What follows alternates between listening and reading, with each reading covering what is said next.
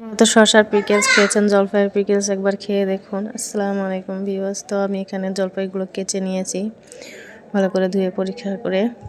এখন একটা কাচের জারের মধ্যে নিয়ে নিলাম জলপাইগুলো।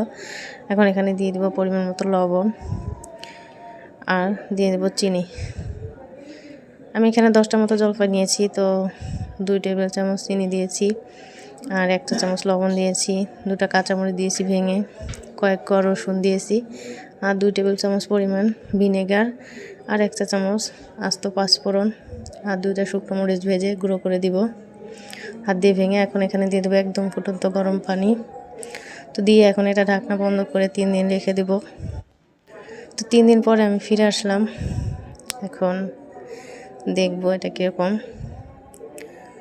তো জলপাইগুলো একদম সফট হয়ে গেছে, খেতে এত টেস্টি হয়েছে যেটা বলে বোঝানোর মতো না। একবার বানিয়ে না খেলে বুঝতে পারবেন না। তো ভিডিওটা ভালো লাগলে লাইক, কমেন্ট, সাবস্ক্রাইব।